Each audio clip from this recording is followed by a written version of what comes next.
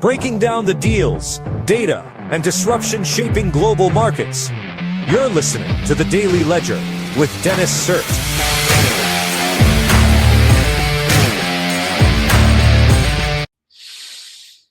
Ladies and gentlemen, it is Friday, July 26th, 2026.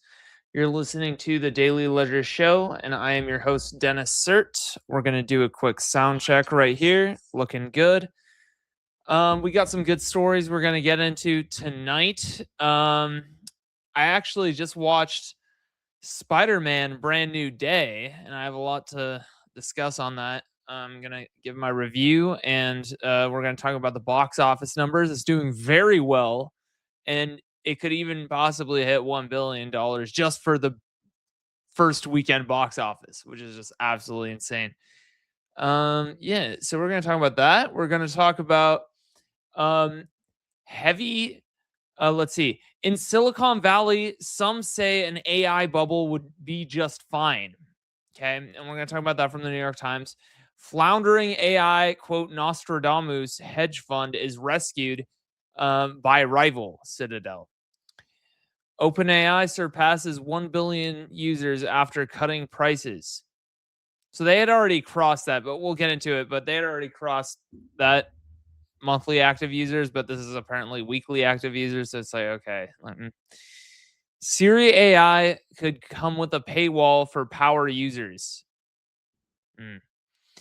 Spider-Man Brand New Day tops $200 million worldwide box office on Thursday. Is it a $1 billion opening weekend possible? That Park Place. Geeks and Gamers. Spider-Man Brand New Day's historic success is actually an embarrassment for Disney Marvel. Yeah, that's true. Remember, Sony owns it. Spider-Man. Spider-Man Brand New Day review from the IndieWire. The MCU wastes its chance for a fresh start with a dull and downbeat sequel. Yeah, I found it quite boring. Actually, it ran on quite a bit. It's like over 2 hours long.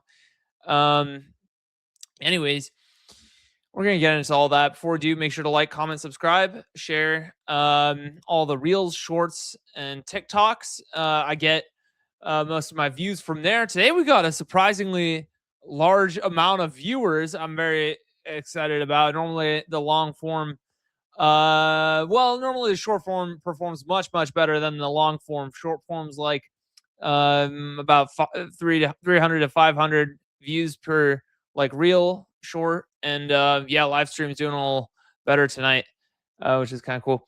So make sure to do all of that, and we'll hop right in. Okay, let me share my screen. Nice. In Silicon Valley, some say an AI bubble would be just fine. As fears spread over a possible AI bubble, some tech investors say, bring it on. Okay, so it's kind of good. There's a lot of chatter on whether or not there's going to be an AI bubble cracking or popping. Yeah. Bubbles are a part of technology and innovation, says an investor at some VC firm.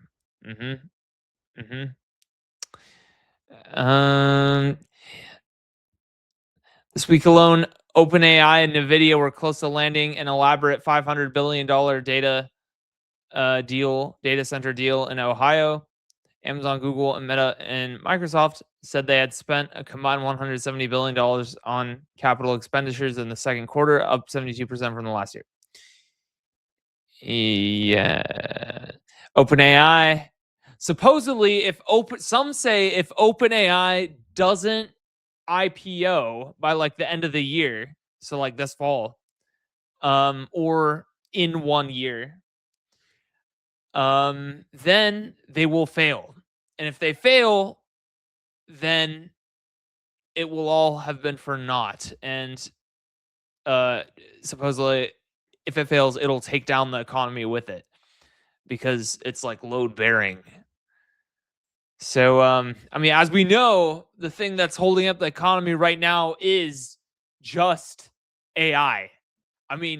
AI has eaten up tech.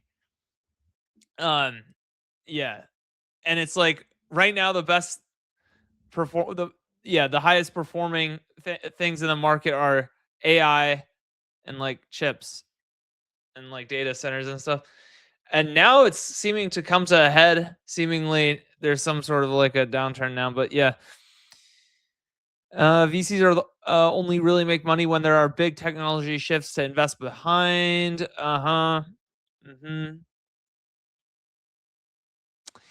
So anyway, so it goes into the dot-com bubble quote lesson. I think this is a little different than the dot-com bubble. Of course, it changed everything.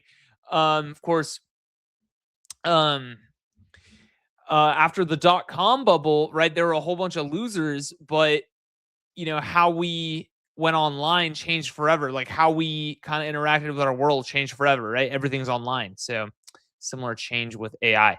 New York Times, floundering AI Nostradamus hedge fund is rescued by rival. The once high flying firm Situational Awareness, whose founder is 24, has been bailed out by Kenneth Griffin Citadel, according to the three people briefed on the transaction. So this guy, apparently he's like super cool. He's 24 and he's like super rich, ex OpenAI. Yeah, and he has this hedge fund called Situational Awareness, and apparently he had way too much leverage, and suddenly he just flopped. Like they just did terribly suddenly. Um, and then so it looks like the firm put out an emergency call for help to rivals, seeking to sell more than $10 billion of its stock to shore up its plummeting portfolio. Okay, so it just suddenly just went belly up. And then Citadel, who's a quantitative trading firm, um, jumped in, and yeah, so I guess they jumped in and agreed to step in with the needed cash. Of course, they get a huge, like, substantial discount on the investments. Yeah, but basically they got bailed out. So this character has been in the news all week. Leopold Aschenbrenner, who's the main head honcho at Situational Awareness, set it up. Yeah. So Kenneth Griffin, so this is the guy who saved his ass. Okay, its holdings in companies such as SK Hynix, a South Korean semiconductor maker, rapidly lost value. So yeah, so I bet you this is kind of also involved with the narrative that we're seeing right now with like the AI bubble question mark, like for real, because situational awareness suddenly just got fucked this week, right? And what does situational awareness essentially like back? Semiconductors, AI, data centers, etc. So, yeah. Is it a bellwether? Is it a harbinger?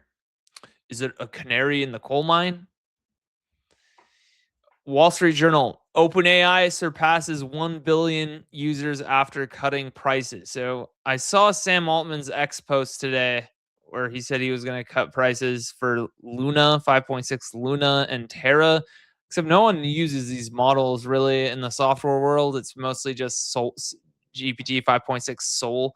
I'm trying it out. I had churned from OpenAI and ChatGPT from coding. I completely churn. I don't use it at all up until I wasn't using it at all until like yesterday. Since like February. Okay. I had been using Claude Code exclusively. I found Opus to be quite good, and I made that my main kind of work driver. But I'm being nudged from work to try out Soul. Apparently, it's good, so I'm giving it a go, and we'll see. It seems comparable. It's actually a little bit more expensive than Opus, rather, Anthropic Claude Opus. It's like $30 per $1 million output tokens, and then Opus is $25 per 1 million output token. So, anyways, marginally more expensive GPT 5.6 Soul. OpenAI's ChatGPT is no longer the clear frontrunner in the race, as Anthropic's private market valuation is now higher. Attracting users has become more difficult in the recent months as business customers have started to shy away from the high prices for AI usage. Yeah, so OpenAI has been positioning itself as like the most cost efficient frontier intelligence. Okay, so that's what OpenAI is doing. Anthropic is just like, all right, give us all your money, supposedly. So yeah, TechCrunch, Siri AI could come with a paywall for power users. In his final earnings call as CEO of Apple, Tim Cook said the company's long-awaited Siri AI upgrade could come with paywalled limits. Wow. Wow. We do believe there will be a lot of people who want to use Siri AI a lot. So we will have some kind of upgrade possibilities on iCloud Plus. Oh my God. Yeah. Just don't. Just stop. I mean, just honestly, just kill Siri. Like literally, just unplug it. Right? It's okay. Like, it's okay to fail as long as you're still competent, okay? If you project incompetence, that's when you need to be liquidated immediately. That Park Place, Spider-Man Brand New Day tops $200 million worldwide box office on Thursday. I went and saw it last night, Thursday night. Is a $1 billion opening weekend possible? There were so many people. It was actually packed. There were literally people dressed as Spider-Man. I mean, yeah, I don't know. I just went with a lady friend. It wasn't that deep.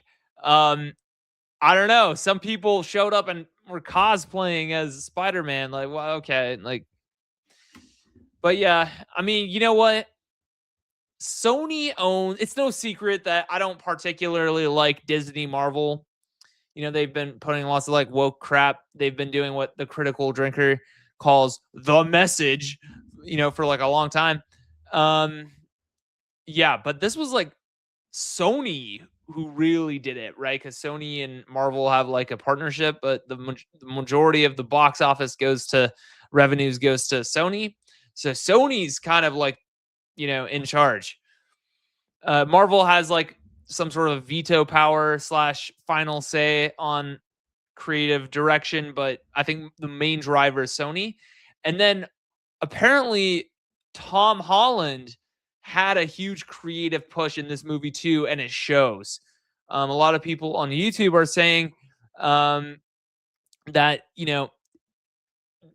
Tom Holland's facial expressions really mirrored what's his face, Sam Raimi's Spider-Man's impressions, like facial expressions rather. I'm trying to remember his name. Shit. Andrew Garfield and Tobey Maguire. Yeah. Tobey Maguire. So let me say this again. So a lot of people online on YouTube are saying that Tom Holland's Spider-Man was able to hit facial expressions that Tobey Maguire was hitting in the early 2000s. Yeah, so maybe they've been hanging out since No Way Home, or maybe he got tips from him while on set while filming No Way Home. Either way, yeah, so he seems to be doing quite good as Spider-Man Tom Holland, that is. Yeah, check this out. Global box office on X says Spider-Man Brand New Day crosses the $200 million mark at the global box office on Thursday. It's now tracking to be $950 million to $1.05 billion debut worldwide. Yes, it may become the highest grossing movie of the year on its opening weekend. Yeah, nice. I gave it an initial rating of like 4 out of 10 when I walked out of the theater. And you know why I did that? It's because it was so long. It's like 2.5 hours almost. I was like shifting in my seat. Oh my God. It could have been an hour, 50 minutes easily, but they had to throw Florence Pugh in there. And you know what? Let me just say, her as with her new, like with her very fake Russian accent. It's off-putting. It sounds like a Russian accent from like improv comedy. You know, like it's not. It's supposed to be the highest grossing film of all time, almost at least of this year, and it's like there's Florence Pugh saying, "Spider-Man, I go to market to buy egg." It's like, dude, what's going on? Like, I mean, um, yeah. So very obviously fake Russian accent. I didn't like it because it needed to be good, okay, and it needed to be like the Russian accent needed to be good. Um, yeah. So there was that. I didn't like that Florence Pugh was in the movie. Um, and then yeah, and it was just strange. Like, of course, supposedly the word on the street is Kevin Feige of Marvel had a hand in this, and um, there's this one scene without going into spoilers very much. There's this one scene where Florence Pugh's new Black Widow has Tom Holland Spider-Man come in to her office, but it's really a spa, and then she's like, "All right, get undressed and get in." In that like obviously fake Russian accent. And then yeah, it's just kind of a humiliation ritual. And then Tom Holland, of course, is like acting like Huck. He's like, "Oh no, no," like a beta male, like, "Oh no, I can't do that. Oh no, oh my god." It's like, okay. Uh By the way, Tom Holland has been bulking, and he hasn't been. He's been doing a little bit too many bulks and not as many cuts, because Tom Holland spa scene, brand new day. Because you know what, he is kind of fat now, unfortunately. All right, so there's nothing yet because it's so new, but yeah, there's this clear. If you find like a picture of him shirtless from that scene, you'll notice he has a high body fat percentage, and I didn't like that. Geeks and Gamers, Spider-Man, Brand New Day's historic success is actually an embarrassment for Disney Marvel. Shattered Thursday box office records and began tracking towards one of the biggest opening weekends in cinematic history. Marvel fans understandably celebrated, but it's actually not part of the MCU, which is good because the MCU fucking sucks. This isn't really their victory, as in Disney Marvel's victory. Yes, Marvel Studios helped shape the movie. Kevin Feige has served as one of the franchise's producers, but Sony Pictures still owns the Spider-Man's rights, finances these movies, distributes them worldwide, and retains final creative approval. Okay, yeah, there you go. Sony. Okay, and then it kind of goes into that. It's a partnership, not an acquisition, so it's referring to Disney Marvel producing the new Spider-Man movies with Tom Holland since 2016 with Captain America Civil War.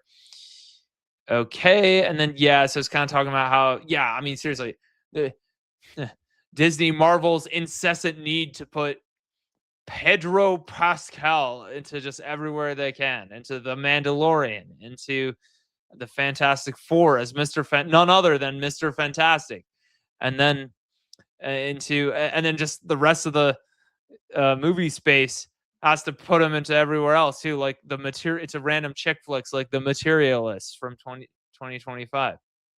That one wasn't too bad. Had Dakota Johnson in it and Chris Evans, but still.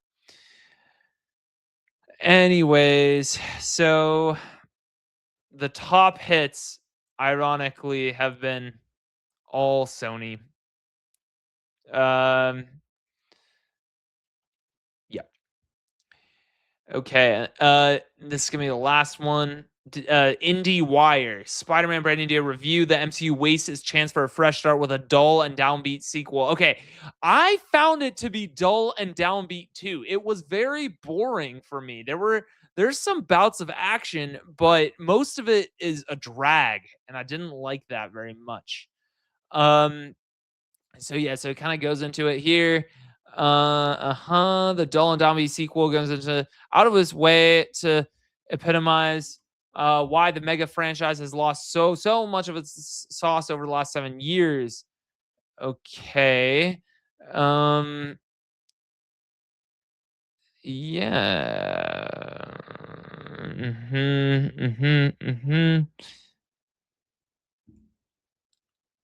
So it goes into it. Yeah. There's something I wanted to pull from here. Yeah. So and then it gives it a grade C minus. Yeah. So I don't know. Maybe upon reflection, after sleeping on it 24 hours later, I will bump it up from like 4 out of 10 to 6 out of 10, just because I was so desperate to get out of the theater. Because again, I had just been sitting there for 2.5 hours plus. Um, yeah, they should have cut it. They really should have cut it. Because I honestly, like, the first half of the movie was superb, like 9 out of 10, and then just after every, there comes a point where the main plot threads have been woven and taken care of, and then there's still like another half hour left to the movie, and it's just like, anyways, all right, we're gonna end it there. Um, yeah, we'll see you guys in the next stream. Peace.